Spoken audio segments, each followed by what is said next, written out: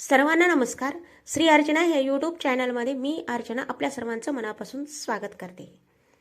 मकर संक्रांती म्हणजे हळदी कुंकू वाण देण्याचा पर्वकाळ. प्रत्येक महिलांना वाटतं की आपण संक्रांतीला ही साडी आणि प्रत्येक महिलांचा आवडीचा सण मकर संक्रांती. कारण काय, मकर संक्रांतीला आपल्याला ही साडी घालायची, हे अलंकार घालायचे, हे दागिने घालायचे आपण आधीच ठरवून ठेवतो.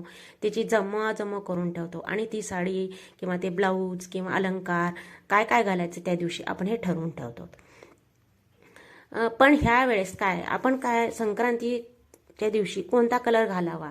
कारण काय, संक्रांती जो कलर घालते तो कलर आपल्याला घालायचा नसतो असं आपलं शास्त्र सांगतं. ह्या वेळेस 2026ला वार आहेत बुधवार आणि 14 तारीख जानेवारी 2026ला बुधवारी मकर संक्रांती आहे. ते पर्वकाळ आहे मकर संक्रांतीचा 3:06 दुपारी पासून ते संध्याकाळपर्यंत सूर्यास्तापर्यंत पर्वकाळ आहे. आणि मकर संक्रांतीनं काय ह्यावेळेस पिवळं वस्त्र परिधान केलेलं आहे आणि वाहन त्याचं काय वाघ आहे आणि उपवाहन घोडा आहे. आणि जे संक्रांतीनं परिधान केले पिवळं वस्त्र ते त्याच्यामुळे आपण त्या दिवशी पिवळा कलर घालायचा नसतो. इथे मी थोडक्यात सांगते कारण हे कालनिर्णयमध्ये दिनदर्शिकेमध्ये सगळी संक्रांतीची माहिती दिलेली असते. कोणतं कलर घातलेला आहे, कोणतं अन्न खात आहे किंवा काय संक्रांतीची पूर्ण माहिती दिलेली असते. पण एखाद्या वेळेस महिलांचं पाहणं नाही झालं काही कारण असतं म्हणून मी छोटासा व्हिडिओ बनवलेला आहे.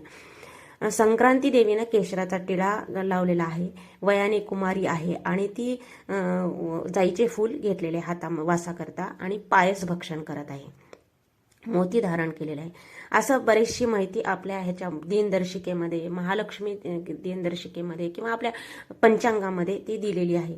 आणि ते संक्रांतीचे फळ काय आहेत, प्रत्येक राशीला काय काय फळ आहेत, मेष वृषभ मिथुन अशा प्रत्येक राशीचे 12 राशीचे असते ते 12 राशीचे फळ सुद्धा काय फलश्रुती आहे हे सुद्धा सांगितलेले आहे.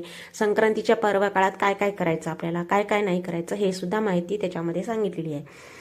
आणि त्याच्यामध्ये मला माझा सांगण्याचा व्हिडिओ करण्याचा हाच उद्देश आहे की महिलांनी त्या दिवशी संक्रांतीनं पिवळा कलर घातलेला आहे.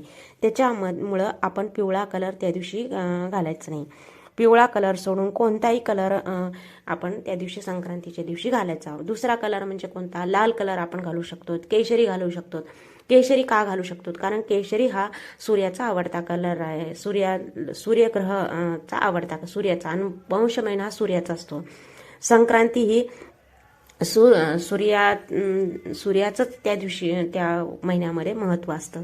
रथसप्तमीपर्यंत म्हणजे मकर संक्रांतीपासून ते रथसप्तमीपर्यंत सूर्य उपासना सूर्य अर्चना सूर्याला जे आवडतं तेच करण्याचं जास्त महत्त्व असतं. त्याच्यामुळे आपण महिलांनी काय त्या दिवशी पिवळ्या कलरची साडी पिवळ्या कलरच्या बांगड्या घालू नये. कारण काय की असं अध्यात्मामध्ये सांगितलेलं आपली परंपरा सांगते की जो संक्रांतीनं घातलेला तो कलर तो आपण घालायचा नसतो.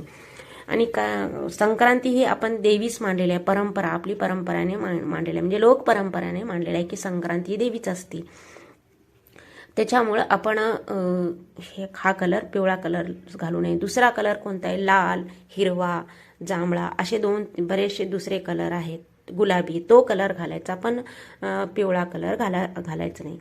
ही माहिती आवडल्यास लाईक करा, शेअर करा, सबस्क्राईब करा, जेणेकरून ही माहिती पूर्ण घराघरात पोहोचली पाहिजे. जेणेकरून संक्रांतीला आपल्याला कोणती साडी घालावी हे सर्व महिलांना किंवा सुवासिनींना माहिती होईल. लाईक करा, शेअर करा, सबस्क्राईब करा. आपली संस्कृती जगभर पसरू दे. शुभ